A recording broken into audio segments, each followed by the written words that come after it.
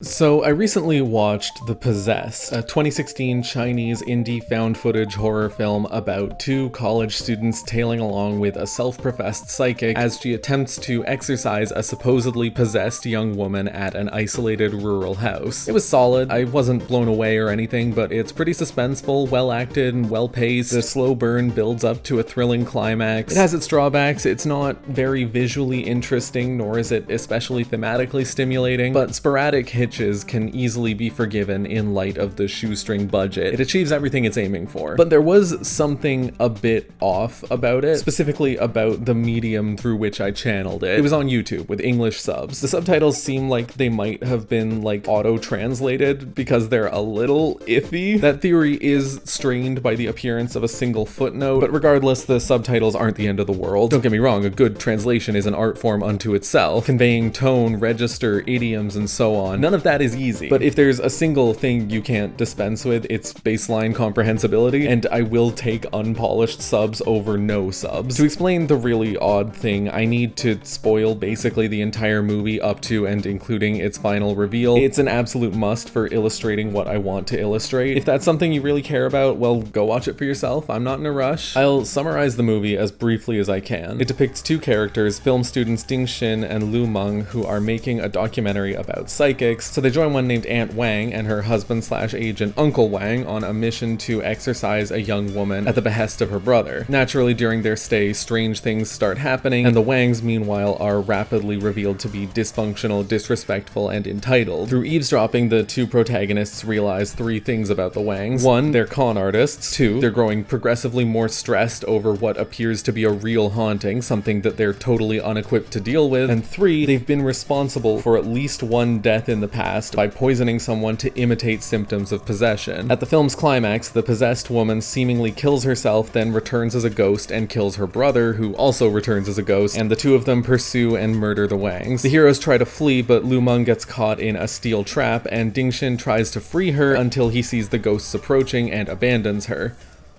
Then we suddenly hit a flash forward. An unclear amount of time later, Lu Meng has somehow survived and is grimly preparing to reveal this fact to Ding Xin, who has apparently gone crazy since the experience. On approaching his hospital room, she hears him screaming with conviction that she can't be alive and anyone who claims she is must be lying. She decides that she simply can't do this and leaves, but asks somebody else to give Ding Xin a disc, presumably the film itself. She walks away and the video ends. No credits or anything. That's not too surprising. The video's a couple minutes shy of the runtime listed on IMDb, which would be consistent with the removal of credits, but something feels unsatisfying about this. It's not clear how or why Lu Meng survived what seemed like an impossible scenario. I'm a huge proponent of ambiguity in storytelling, I love it, but it's not in line with the approach taken by this movie. Ding Xin's abandonment of Lu Meng is an intentional contradiction of his earlier attempts to infatuate her. The steel trap itself was foreshadowed in the first act, and the true intentions of the Wangs are teased repeatedly. This is a movie with foreshadowing and a mystery element, but some things are just left unclarified, like the backstory incident, the Wangs having poisoned someone. I was waiting for that to be relevant. What does that have to do with this incident? And why does Lu Meng want Ding Xin to see the movie? So that he can see that she's alive and not understand why? Is there something we're meant to conclude from her survival? If so, I'm not clear on what it is. Could it be a case of the translation actually omitting some information by mistake? If we assume that the ambiguity is intentional, why is a film that is literalist and representational for almost its whole runtime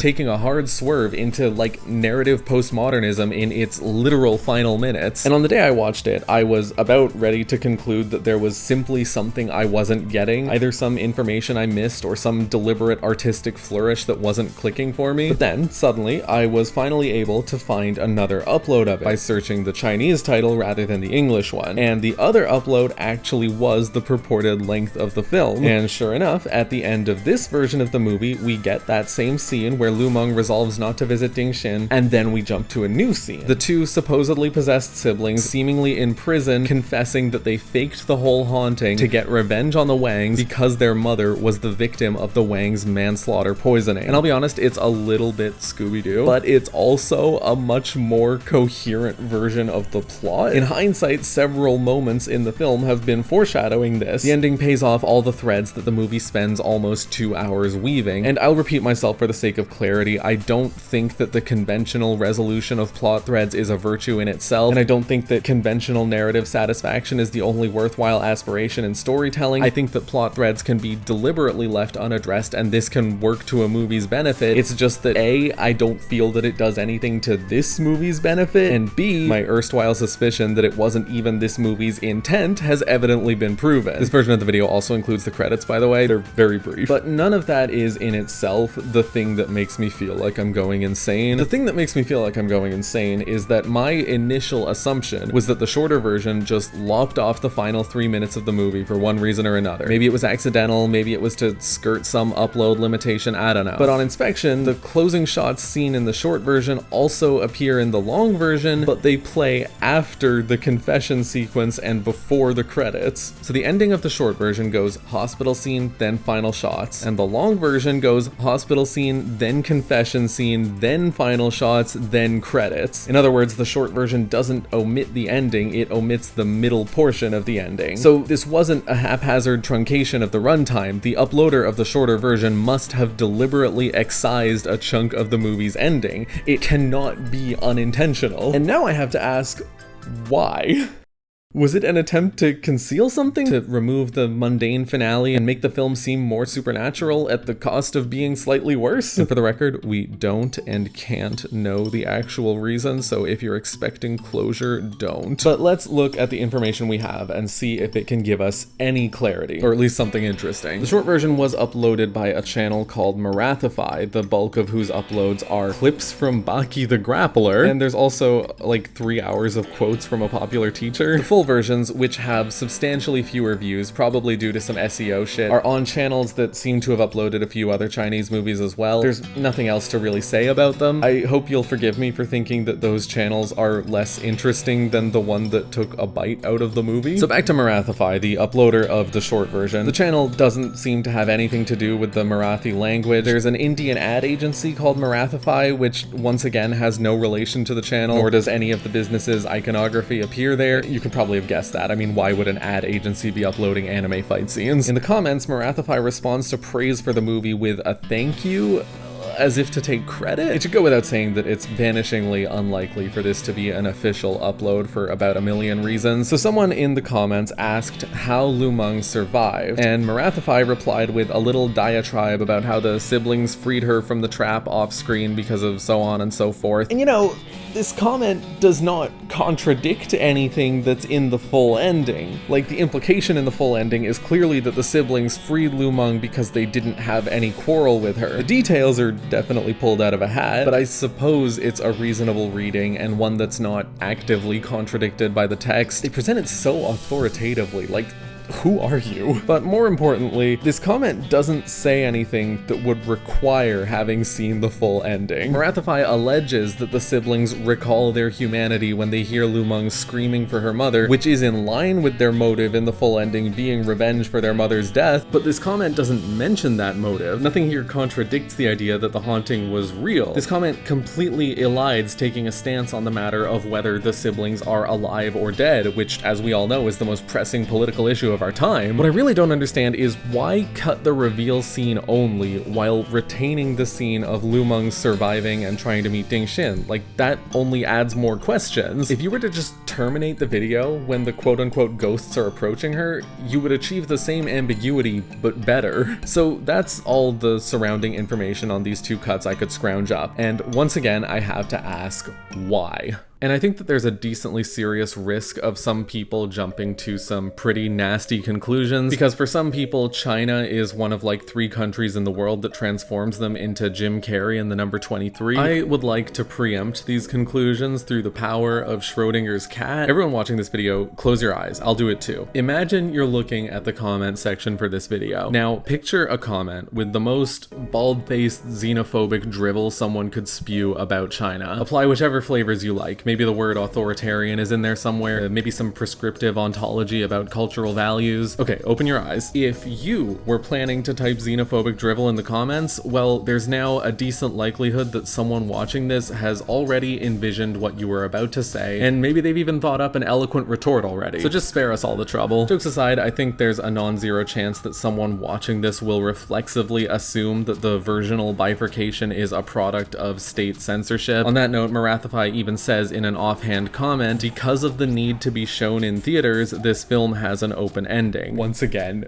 who the fuck are you? It is also documented that The Possessed was pulled from its original run after having screened at multiple festivals, but it would be a mental leap to associate that with this chopping. Obviously, every film, every work of art is created in a context and is influenced and shaped by political, economic, and cultural factors, but the impossibility of finding an English text that can discuss a Chinese movie without using the movie as a proxy to make like 300,000 digs at China, it just gets so fucking exhausting. Like, just tell me what genre it is. But the fact is that, once again, somebody's gonna watch this video and conclude that censorship is the sole lens through which this situation can be analyzed. So I feel obligated to say that there are two reasons I don't think we can point the finger in that direction. One, it just doesn't make sense. The primary stated reason for the censorship of ghost movies in China is that they ostensibly promote superstition. Whether you agree with that sentiment or not, I can't fathom why removing the scene that concretely establishes that nothing supernatural has happened in the movie would satisfy that censorship. Censors would not mandate removing that scene, they would mandate tacking it on, and we know that it wasn't tacked on because the whole movie is spent foreshadowing it. And two, the full upload and the short upload have the same subtitles. The short one has a preview watermark, while the full version has a smear effect on that exact spot as if to hide the watermark. You don't need psychic powers to piece it together. These two videos are almost certainly taken from the same source. Marathify took the video and made the cuts. So I now ask a third time, why? What would prompt Marathify to try and smuggle their personal AU into their upload of this film? Once again, abandon all expectations of closure if you haven't already. Closure can't reach you here. I would love to ask Marathify, but somebody already commented on the video asking, and Marathify, who has responded to several other comments in a similar time frame, has not replied. But don't fret, I've taken the liberty of assembling 10 possible explanations for why this happened. 1. Marathify felt that it would be better if the movie actually was supernatural, perhaps because the final twist cheapens the scares or something, even though removing it makes the plot nonsensical. 2. Marathify felt that living people committing murders was more disturbing than ghosts doing it because it's more real, and they were trying to spare the audience of that. 3. Marathify felt that the final reveal was bad for, like, no reason. Like, they just thought it was, like, dumb or something. 4. Marathify assumed that the ending was only added to satiate censors and concluded that if they censored that ending, they could create an uncensored version. 5. Marathify intentionally wanted the ending to be confusing so that people would leave more comments on the video. 6. Marathify hates the movie and wants to sabotage it, and this is their scheme to ensure that everyone who watches it through this upload experiences a slightly worse version of it. 7. Marathify is trying to pass the film off as their own work, hence cutting the credits, and they removed the final reveal because they were like, well, if I made this movie, I simply wouldn't have done that. 8. It was genuinely an accident. Somehow. 9. Marathify wanted to make the film an earnest supernatural horror because they sincerely believe in ghosts and felt that this movie could be great superstition propaganda. 10. Marathify is a ghost who can only communicate through a Google account, and they wanted this specific change to be noticed because it's a cry for help and they're begging to be exorcised, and all the Baki clips are a metaphor for how they're grappling with incorporeality. It's all an elaborate web of coded messages, sort of like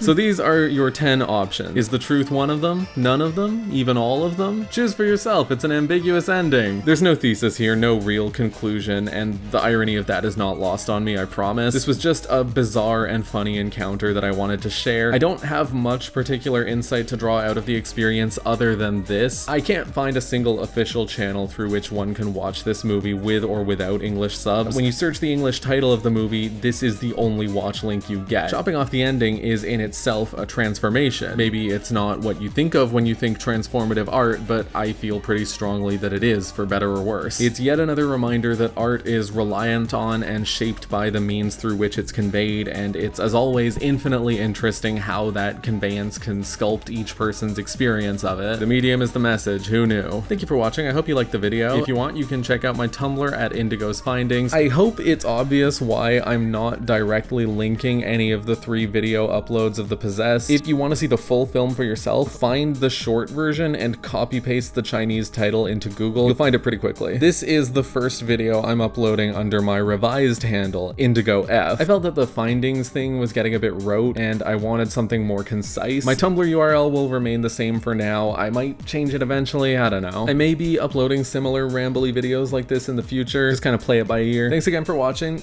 see ya!